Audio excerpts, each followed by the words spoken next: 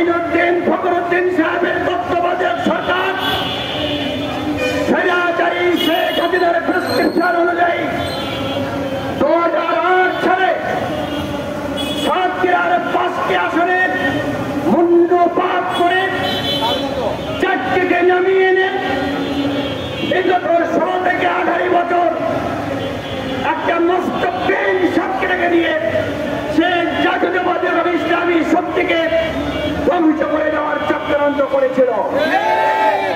আর এতে ইঞ্জিন দিয়েছিল আওয়ামী লীগ এবং বামপন্থী লোকেরা, যাতে করে সারা দেশে আওয়ামী বামপন্থীর সিট বৃদ্ধি পায় আর জাতীয়তাবাদী ইসলামী শক্তির সিট কমে যায়।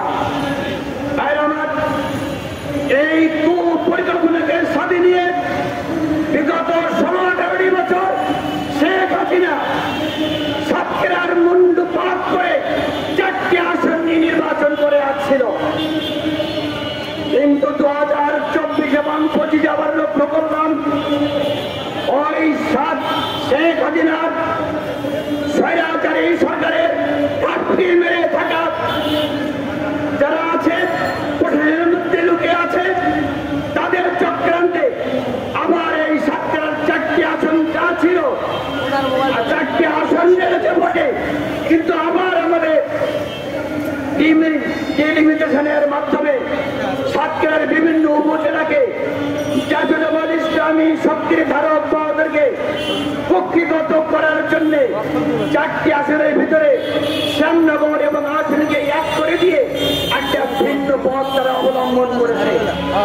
আর আমরা লক্ষ্য করেছি, আমরা বারবার বলছি নির্বাচন দিতে হবে, সংস্কার করেই দিতে হবে, কিন্তু সংস্কার না করার কারণে যারা খাপকে মেরে লুকিয়ে আছে প্রশাসনের মধ্যে, তারা এই বর্তমান তত্ত্বাবধায়ক সরকার সহ নির্বাচন কমিশনকে পাস করে ভুল বুঝিয়ে তারা সাতক্ষীরার 5টি আসন যত কমালো আর 4টি আসন যা ছিল সেখানে আবার বিভিন্ন ভাবে পর্যমুক্ত এলাকা, উপকূলীয় এলাকা, বানবাসী এলাকা সরকারের নীতিমালার বিরুদ্ধে আশাসনী এবং শ্যামনগরকে এক করে দিয়ে একটা প্রজ্ঞাপন জারি করল।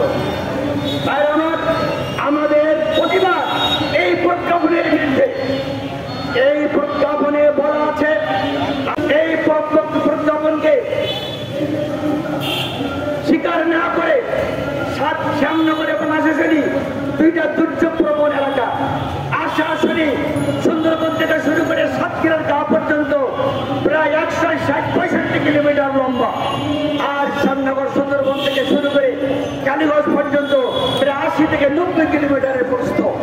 তাই আমার উভয় উপজেলার বড় বড় নদী কপোতাক্ষ, ফলফাটুয়া, মরিচপ, তার বিভিন্ন কাঠশিয়ালি, পাঁচপামুন্দা বড় বড় নদী দ্বারা বিচ্ছিন্ন হয়ে আছে। এই উপজেলার মধ্যে কোনো সড়ক যোগাযোগ নাই, কোনো ব্রিজ কালভার্ট নাই। এই উপজেলার জনগণ বিচ্ছিন্নভাবে চলাচল করে। তাই আমার প্রশাসন যদি কোনো আইন শৃঙ্খলা নিয়ন্ত্রণে যেতে চায়, তারা দুর্বিষহ বিপদের মধ্যে পড়তে পারে। দুর্যোগ কবলিত এলাকায় সেবার জন্য চাউল সহ অন্যান্য সেবা কাজ করার জন্য বিরাট অসুবিধায় পড়তে হবে, জনগণ সেবার থেকে বঞ্চিত হবে। এজন্য আমরা চাচ্ছি আমাদের পূর্বে সে 5টি আসন ফিরিয়ে দেওয়া হোক, 5টি আসন ফিরিয়ে দেওয়া হোক।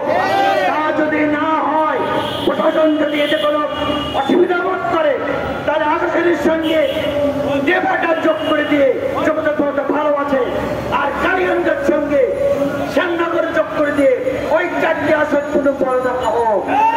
এখন জনগণের মূল দাবি হল শ্যামনগর, কালীগঞ্জ এবং আশাশুনি দেবাটা 4 এবং 3 এবং 4 এইভাবে সমন্বয় করে আমাদের আসনগুলিকে পুনর্বিন্যাস করা হোক। যদি তা না হয়